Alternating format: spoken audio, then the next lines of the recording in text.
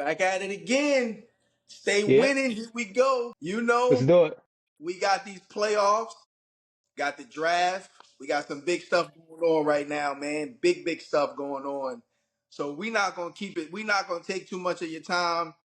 Definitely hit the like button, hit the subscribe button. Join us, support us. This is Talib, one of your hosts here with Stay Winning. Yeah, I'm Curtis, your other host. Let's do it. Yeah, man. Hey, Let's jump man. right in, man. Yeah, Listen, the I'm playoffs excited. Yeah, yeah. has been physical. Yeah, They've been balling. I watched the Pistons and Knicks last night, man. I felt like I was watching a fight. Yes, yes. It was a little bit of basketball and a whole lot of grabbing, punching, hugging. And they are not only are they letting them play because you're seeing a lot of things that they normally would call not only in the regular season but over the last couple of years. James Harden is not getting those calls. Steph Curry is not getting those calls. I mean, there have been times when Giannis has attacked the basket, no calls. So they Right. are literally making them play not only through contacts, but if it's not really egregious, they not calling it, man. Yeah, some of the players have adjusted really well. Like, again, I was watching the Knicks Pistons and I thought that Cat held his own. I've joked about Cat being soft. There are other people who, famous people out there that talk about Cat being soft. He wasn't soft last night, man. There was nothing soft about the boy. He went out there, grown man moves, had a grown man game, and it was very physical. It was 80s, 90s like. Correct. Correct. Correct. I think that, man, when you look at the way that they're allowing them to play, it makes me think about when you talk about eras. Okay. Hmm. And we know that in the 80s and in the 90s, they got away with a whole lot more grabbing, bumping, hip check, stuff like that. And I know I have been opponent that some of these players would not have been able to sustain their level of greatness in those 90s for as long because it just wears you out. It just Yeah, eventually it wears you out, right? And we're gonna bring some of that up with some of the things that have been happening in the playoffs, but just like shooters and guys that have freedom of movement, when you get right. to Like Steph. hold on them, grab them, hip check them, bump them. Listen, by the fourth quarter, if you're not properly conditioned, them 29-foot jump shots are short. They Yeah, not and going look, in. shout out to Steph because he's the most prolific shooter in the history of the game, and he's dealing with this too. And it is affecting his ability to score, get open, and shoot. Houston's doing all of the right things. They're playing within the rules because, again, the officials are there to manage the game. They're allowing them to be physical. So they're not being more physical with Steph than they're being with other people. They're not more physical with Steph than Golden State is with Jalen Green or with the Thompson twin. Uh, I think it's well. Anyway, I'm gonna mess it up. They're not being any. They're not calling it an uneven way. They're letting Right. them play. And honestly, Murray has every right to get frustrated. Be mad because they're grabbing him, they're holding him. He don't even have the ball most of the time when they're doing this. They're bumping him when he does have the ball, stuff like that. But look, he a grown man. He playing a grown man sport. I'm pretty sure his father prepared him for this. Yeah. They'll say, Yeah. "Look at here, look at You here. know, They're like going, they're going to hit you. They're going to hit you." And he's been able to deal with it. He's been able to shake it off and look for the next shot, look for the next opportunity. I think that like that very first game, the game that they stole from Houston, he adjusted what he was doing. He started attacking the basket. So Yeah, because they was holding, preventing him from getting the open looks, or even the contested looks that he normally still shoots it and scores, they were really, really forcing him. We want you to put the ball on the ground and attack the basket. And he dropped 30. So he's very efficient to be able to attack the basket, score with the floaters, score over big men. He's very crafty with doing it. So I'm pretty happy with not only the way that they're letting them play, but the fact that you ain't getting a lot of crying because you getting hacked. Everybody getting hacked. Even the superstars are not getting the calls on a regular basis, and that's what makes it more entertaining because it's like we all in here together. You know what I mean? Yeah. And I'm gonna be honest, man, advantage big body Luca, right? Because think about it. You got AD, great shape, but isn't known for staying healthy. Now Luca has missed time too, but when you get in the playoffs and they're playing physical, I think back to like the finals of last year. Boston was physical with Luca, Yes. and Yes. it bothered Luca. But then he turned around and gave him 30.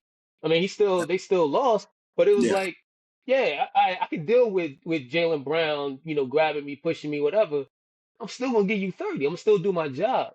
And it's not Yeah. just his job to score, but he put up his full stat line. So, Yeah. shout out to Luca, big body, because he can deal with this. Yeah. Yeah. And as we talking about the physicality, we've got some injuries that are going to Mm. affect teams. And I do believe the level of physicality plays a factor in some of these guys getting hurt, which is why in mentioning Luca and him being a big body, in the E's and the E's, everybody started swelling up with the weight training because you had to be able to absorb the physicality of the game. Now you got guys as great of a player he is, and you have these guys that played then as well, but Mikal Bridges, Yeah, small in frame, right, can yeah, play.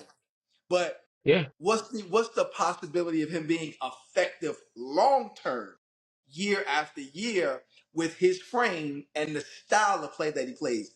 I mean, Latrell Sprewell was small in frame. So was Reggie yeah, Miller, small in frame. But they were used to playing that way, so they was able to absorb a lot of that punishment because mentally and just physically they were comfortable with doing it because they had been doing it their whole lives. It's not the same for some of these younger guys. yeah. But I'll say this: Mikal Bridges, knock on wood, has been the Iron Man of the NBA. So it seems like he's built for it, right? I'm gonna knock on wood again because I don't want anything to happen to him, Right, just right. in general, but also because he's a key part of my team. Yeah, yeah. But he get out there, he get after it. Now there's some things that he can't do or he shouldn't do, shouldn't try to do because of his frame, and he doesn't try to do those things. But we've also been fortunate. You take somebody like OG Anunoby, he's built for it. He's out there doing a lot of those things, but he has also had a history of injuries as well. But he's been relatively healthy. This is something people don't talk about. OG, full season with the Knicks, playing with Tibbs, playing all those minutes, has had one of his healthiest seasons since he's been in the league. Yeah. Tibbs ain't run him in the ground. Now check this out. This player, we just got to know the headline that he's not gonna play in game 4. Built like Allen Iverson, athletic ability through the roof, been hurt off and on. Yeah. Won't make a game 4. It's those kind of players You talking about, that Ja Morant, those kind of players that it will hurt them down the line. Even Allen Iverson and yeah, the Hall of Fame player, the transcendent athlete, the culture icon that he was banged up over his entire career. Every major part of his body had some bruise here, yep, sprain here, yep. broke this, the whole time, and he was relentless. Remember This is during the what games happens. they used to show a graphic to say like, here are all of the injuries on Yup, Allen Iverson right yup, now. yup, It's crazy. yup, But yup. I'll say this about Ja Morant. One is I hope he does, fully recover. He has a hip contusion, I believe. Whereas Jimmy Butler, we'll talk about him next, has a tailbone contusion. Um, Ja Morant, yeah. Given the way this series is going, ain't no need playing Game 4. What I Just go. say? We'll just call that they earned the opportunity to get swept by OKC. That's what you said, and you were right. That game last night when they Boom. were up by 29. Memphis was up by 29. I turned on the game. I saw the score.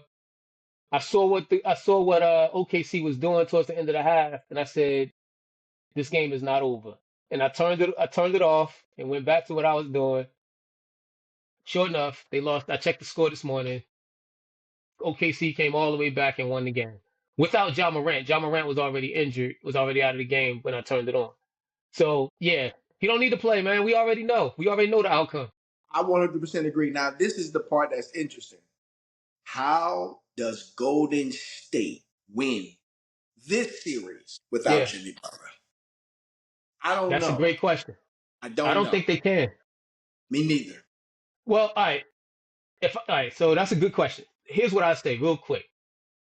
The way they need to play to win is they actually need their young guys to play better, which is asking a lot. 'Cause you got guys that are fairly new to the league, like Post. Post was actually getting good shots. He was just missing them. He Yeah, can shoot threes, but he just wasn't making them the last game when Jimmy went out of the game. yeah. So imagine him coming in a little bit more relaxed, a little bit more calm, getting into a rhythm early in that game. He starts to replace some of Jimmy's scoring and some of those rebounds because he's like 6'10". He can get down there in the paint, just put a body on somebody, allow some space for them to get some boards. So I think he could be a big factor. Santos can be a big factor. He plays bigger than he looks. He can be a big factor in this. Moody didn't shoot well last game.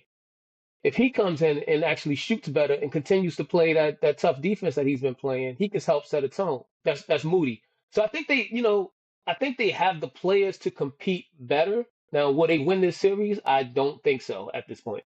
Here's the name you didn't mention, and it's almost like he's disappeared since Jimmy Butler's got there.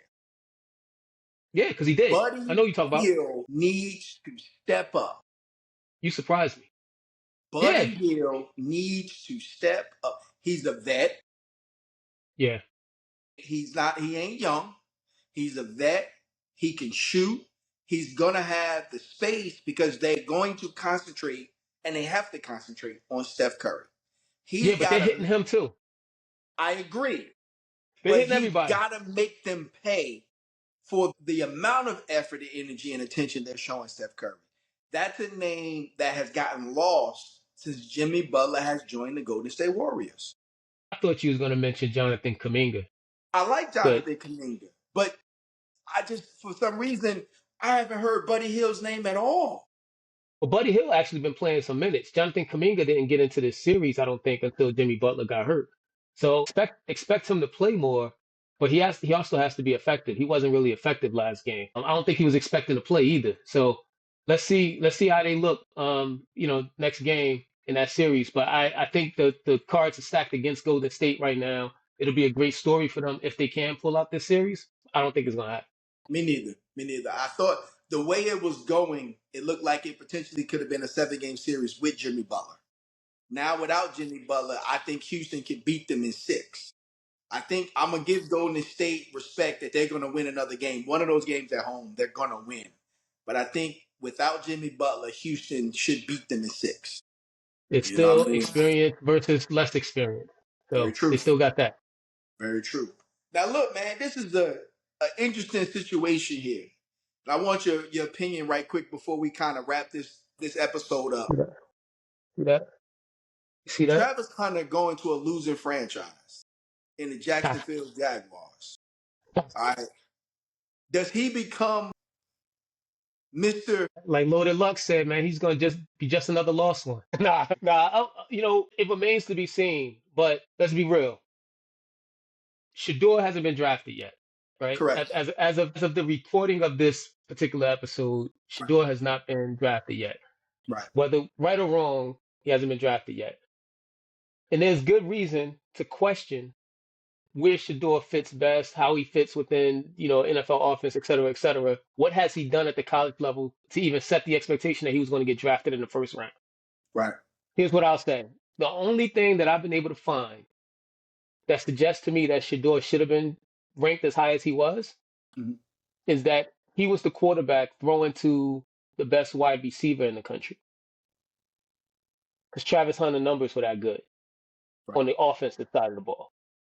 So now you got Travis Hunter in a with a team that will allow him to play both sides of the ball. They've already said like they'll see how it goes. They'll let him see what he can do there. They compare him. I'm looking at NFL.com, looking at the analysis there. They compare Travis Hunter's abilities as a wide receiver to Odell Beckham Jr. Size wise, yeah, that makes sense. Speed wise, I can see that. Because this might be a guy that Trevor Lawrence can trust. Because I don't think he's had a receiver yet that he could actually trust game to game. This might be a guy that, because remember when Odell came to the Giants? Giants was really bad. And then Odell started going off, and it was like the only reason to watch the Giants was because Eli throwing to Odell was amazing. Yeah. Maybe Travis Hunter will be that for Jacksonville. I'm gonna say this, and we're gonna wrap this thing up. As of right now, Trevor Lawrence is overrated right now. Mm-hmm. Right? If Travis Hunter can light a spark under Trevor Lawrence behind and turn this franchise into a consistently winning franchise, because here's the reality. Houston is the best team in that division. Right, And but they got CJ Stroud ain't going nowhere. well, CJ Stroud is a great quarterback. Correct. First of all, Tank Dell is a great wide receiver. Correct. Nico is another great wide receiver. Correct. Trevor Lawrence, is he a good quarterback? I don't know, but he was a number 1 draft pick. Correct. And name his receivers. You're right. That's where we struggle, right? Like, You're so right. I'm not. I hate being that kind of guy, but I'm an NFL fan. Yeah. And if you are a star, I'm going to know about you. I can't name Jacksonville receivers because they're not stars. Correct. Right? Correct. So shame on me for not digging deeper, but they got a big name quarterback who hasn't shown it. I agree with you on that. They also have a pretty good running back in Etienne who does play flat out and is a weapon on every play. Yeah. They need somebody to throw the ball to. Listen, man, you got Tennessee, who just drafted their quarterback, and Cam Ward. Jacksonville with Travis Hunter and Trevor Lawrence. Houston is the clear favorite with their nucleus that they got.